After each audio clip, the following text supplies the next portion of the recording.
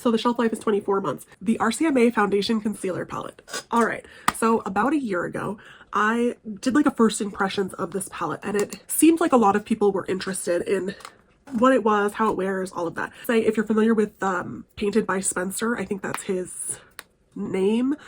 He is obsessed with the Rcma foundation. That's not the word. I have had this for about a year now. I'm opening it up so you can see. I have used it on myself, on some clients, all of that. And let me tell you my thoughts about this, because I actually really like it.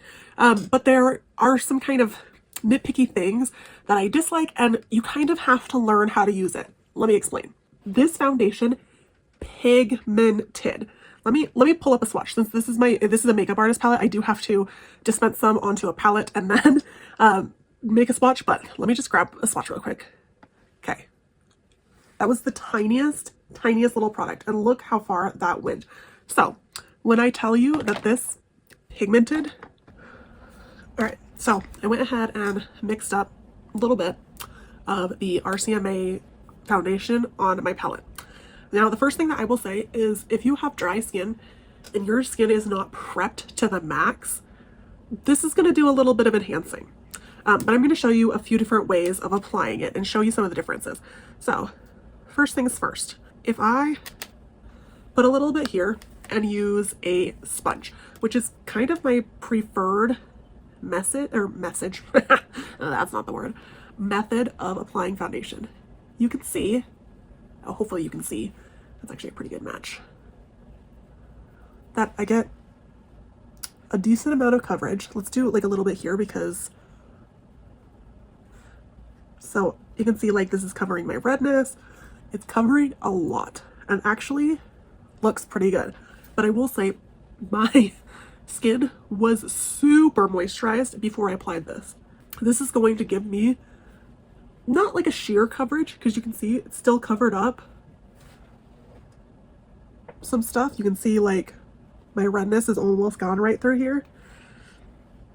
And side to side, things look a lot more even. Now, that's with a sponge.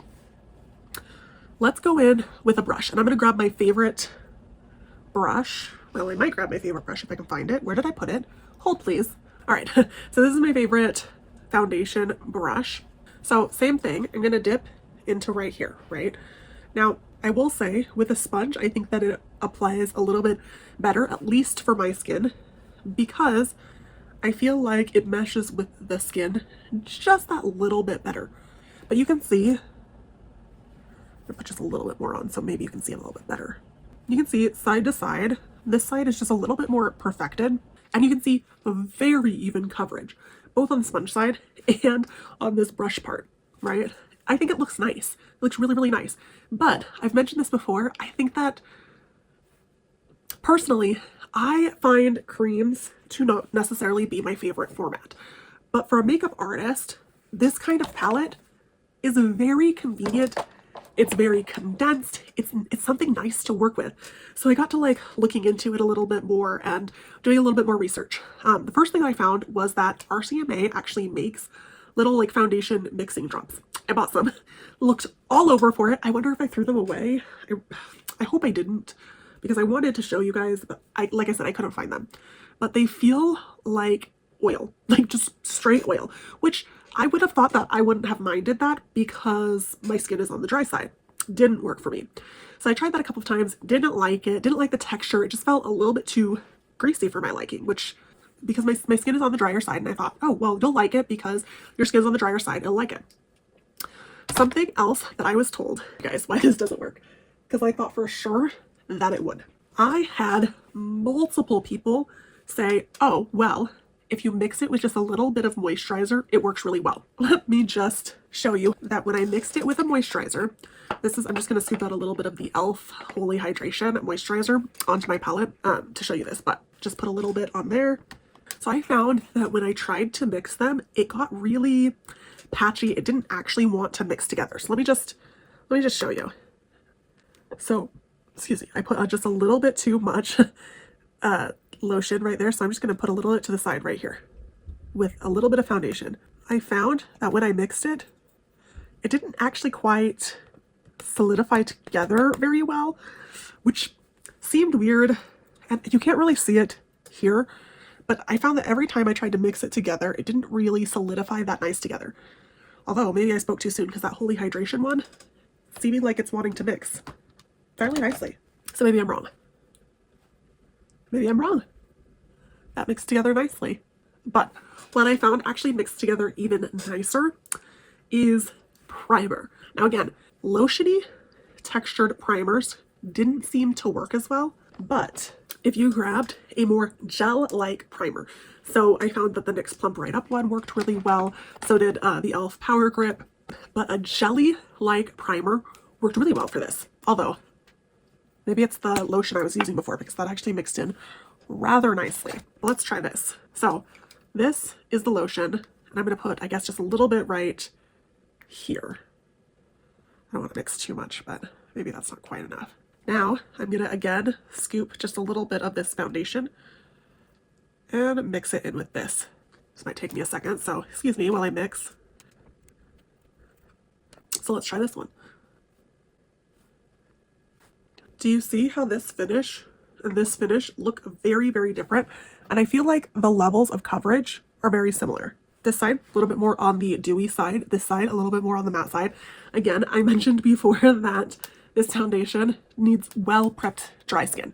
If your skin is on the oily side, my bet is that you're not gonna have to work so hard to prep it, but it still gives fantastic coverage either way. Although, now that I'm thinking about it, I'm gonna put just a little bit more of the lotion foundation on this like bottom corner, just with the like turned to the side so that I can get a piece of the sponge that wasn't really used.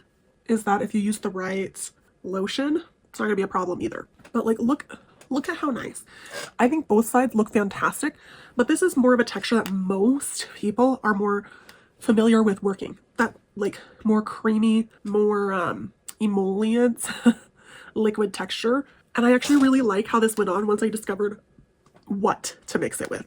Now, I will say the Holy Hydration, I don't know why I never tried mixing it with that before. That worked really, really well. I have tried to mix it with the Embryolisse moisturizer, and that one did not take as well to it. So I wonder if it does have to be a little bit more, again, of that like jelly-like consistency. But I think side to side, actually the coverage is actually really similar, I think. I think that the finishes do look slightly different, but the coverage of this foundation is just nice. It's a nice foundation. It looks nice. It wears nice. There's a reason why Rcma has been around as long as it has. It's a nice foundation. I feel like the same thing has to be said about using it for like a concealer or using it for contour, things like that. For a concealer, and actually I'm going to do the same thing that I did with the last video.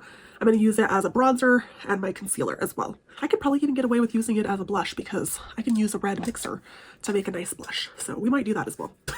Just because I feel like it and I feel like playing, so why not? All right, so let's start with a bronzer. I'm going to get just a little bit of like a deeper color onto my little palette.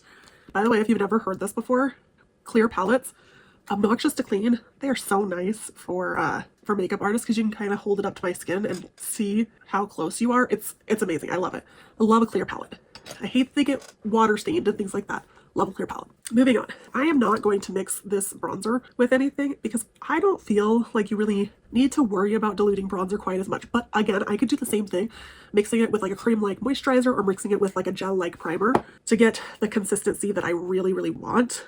Especially if I wanted a smoother consistency. But for a bronzer, typically, I don't feel like you need that. And so this actually works really, really well for bronzer. And this is after me playing with it for about a year now. What I'm probably going to end up doing is refilling this palette, like scraping out the old stuff and putting in new product because it's just about at its expiration date and it's probably time. But I have enjoyed this foundation palette that much. I find that it just does, it ticks all the boxes.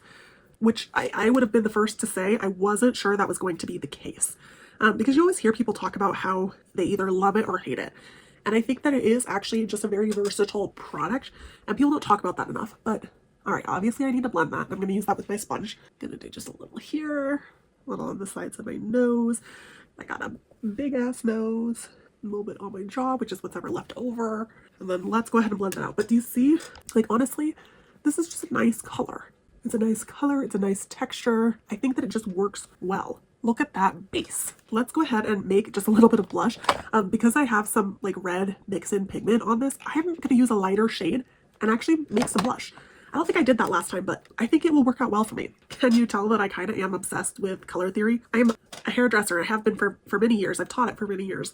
And honestly, when people like want to geek out about color theory, I am there 100% of the time, because like typically I'm like totally fine with mixing my own colors, mixing my own pigments, and like getting it to be exactly where I want it. I'm like, done, easy. So I'm actually gonna pull just a little bit of that light or color and probably just a tiny bit of that red and kind of make like a light rosy color. I mean, and rose tends to be a very natural blush shade anyways. Done.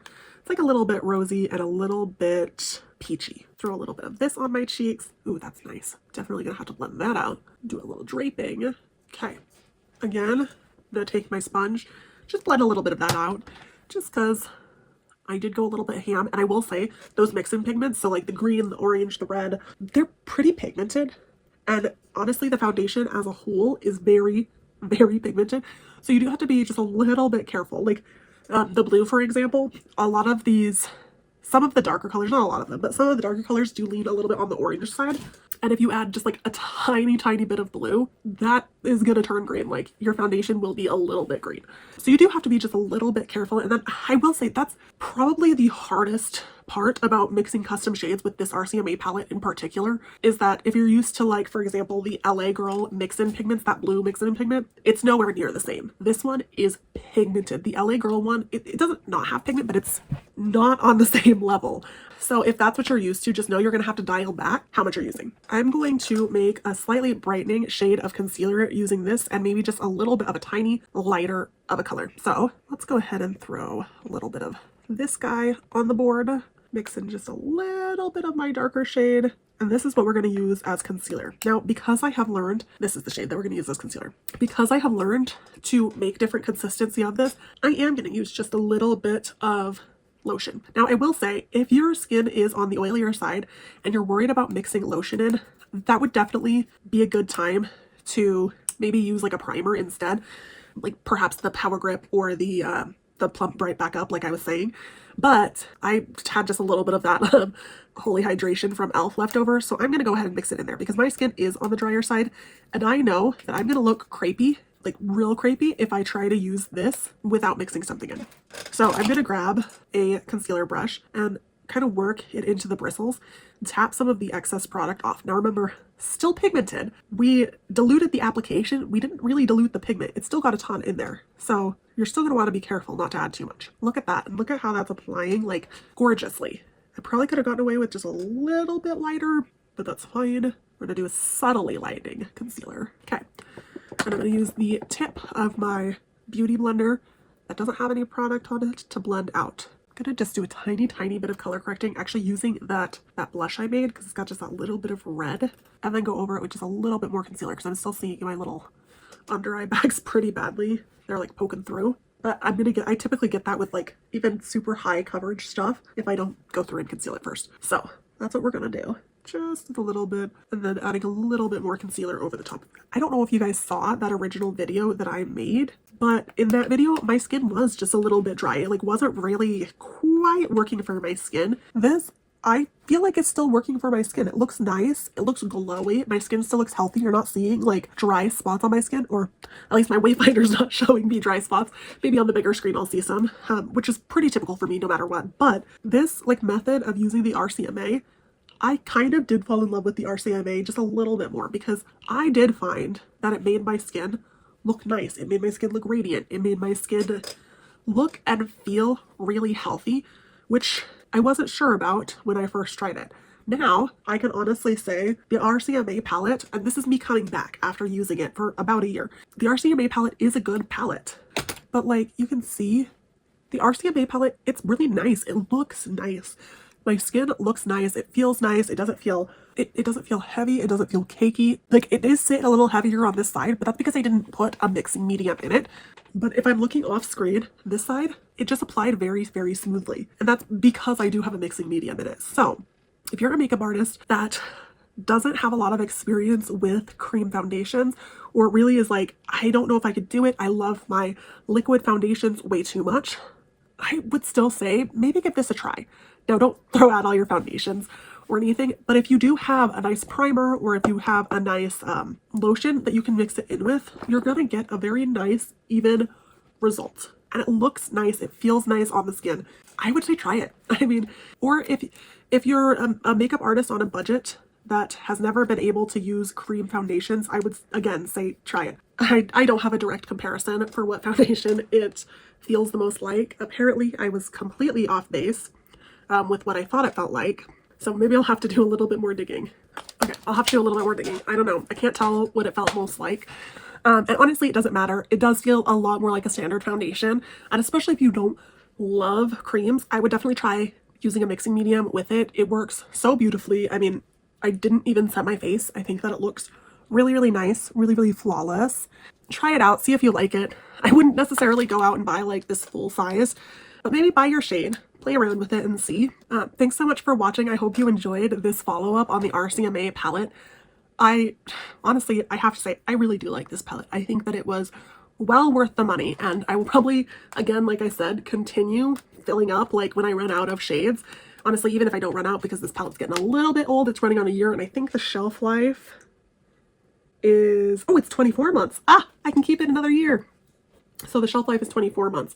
So I'm actually good to keep it one more year, which is really exciting because I was going to say that once I run out of one of these shades, I'm probably going to scoop the rest of it out, clean it out really well, and then replace it in this palette because I like how compact this particular palette is. And they actually sell these individual little pots as well.